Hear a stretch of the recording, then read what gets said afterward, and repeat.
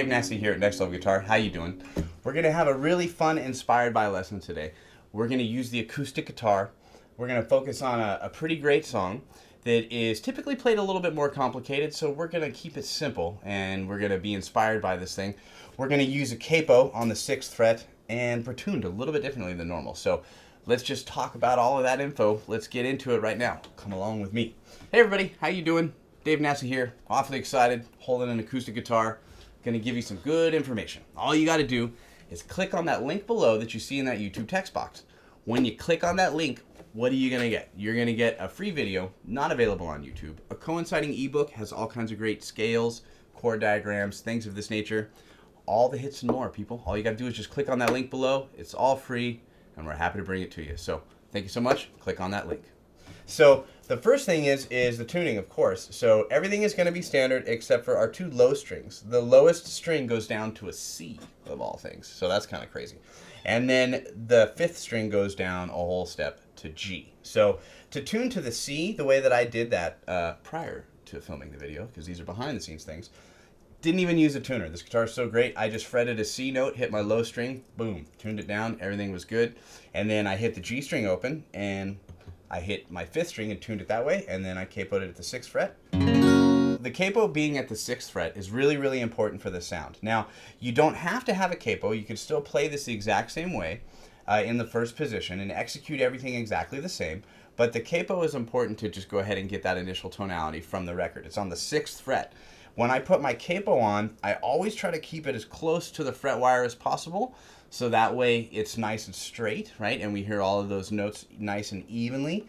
That's pretty important with a capo. You don't want your capo to be tilted or anything like that, and we all see people struggle as they grip and try to slap those things on there. So we just want to keep it nice and straight, as close to the bottom of the fret wire as possible, and all your notes will ring out really, really clear.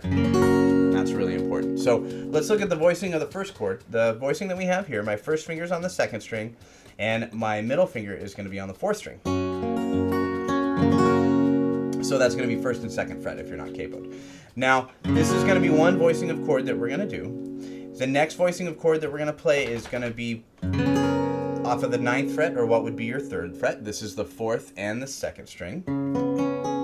Getting some of those nice open capoed notes in there. So we have this chord, we have this one, and we're going to slide this a whole step, and we're going to go back, maybe add this guy on the high end. And that's all we're going to really kind of focus on for right now, because like I said, this song has a pretty involved picking technique, but we're going to use this for some of you intermediate to advanced, even beginner players, to learn how to do some of this finger picking and get comfortable with it and just have fun with the song. So, and let's take a look at this pattern that I'm going to do here for us today. So we're going to start off with hitting the 6th string and the 2nd string together.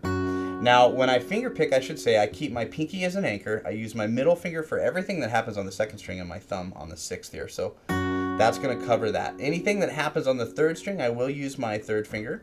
And anything that happens on the G string, I'm going to use my 1st finger. So we get all that covered. Thumb is going to hit some of these low notes, just to make sure we get all of those basic things out of the way. So the pattern again is these 2 strings. Then I'm going to hit the 3rd string. I'm going to hit the 4th string. I'm going to go back to the 3rd string. And we're going to start with that so far.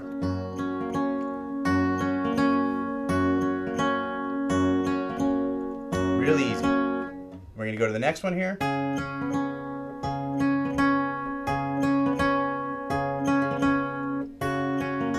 Now what I'm going to work on here with this is we're starting very simple, because before you know it, if you're asking for a more complicated pattern, we're going to get one. So we're starting off here, and I'm going to focus on hitting the low string. Now when I go to the next one, I'm hitting the 5th string, then back to the low string. That's really important. We're going to add to that now. So we have, switch to the 5th string,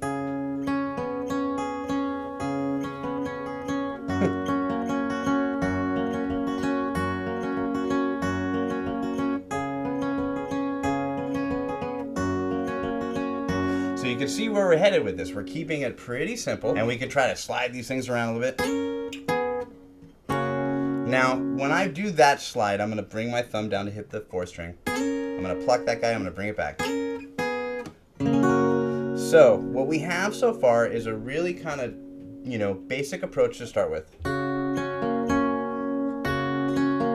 Or the low string. Next chord.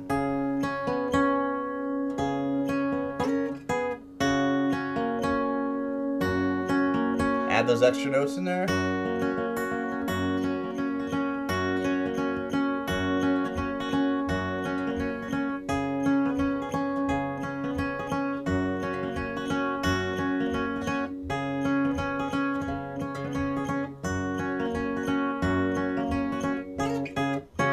And we can take this and maybe have a bit of a separate pattern there that'll be just kind of fun to play. And we'll keep this one maybe a little more straightforward. We're going to go 5th string, 3rd string, 4th string, 2nd string.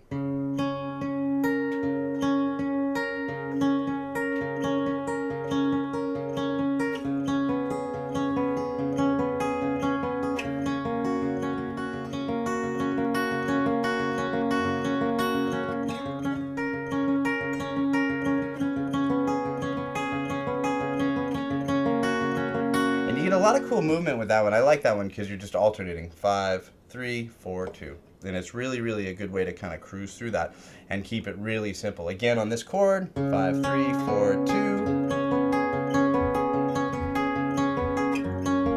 Now watch, I'll sub in that low string for the 5.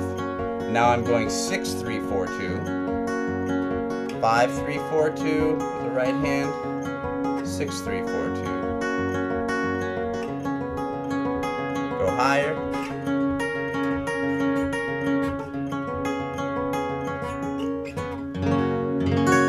So these are all really simple but really fun and effective to practice. As we built this, let's show this from a different angle so that way we can see what our finger picking patterns are, and we'll start with that first chord. We'll go really slow.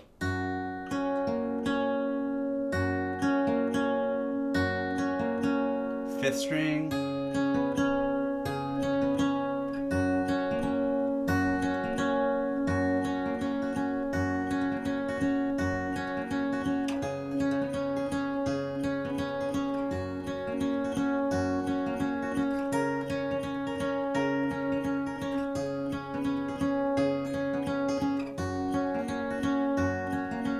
Now we'll do the other pattern where we went.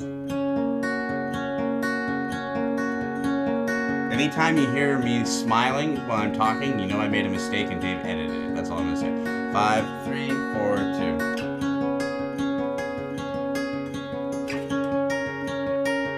When I get back to the chord here in a minute, I'm going to bring in the low string. And turn this way slowly. Thank you so much, everybody. I hope you really enjoyed the content in this lesson. This is really, really cool and exciting to do, and we are inspired by every walks of life over here at Next Level Guitar. So thank you so much, and I'll see you next time.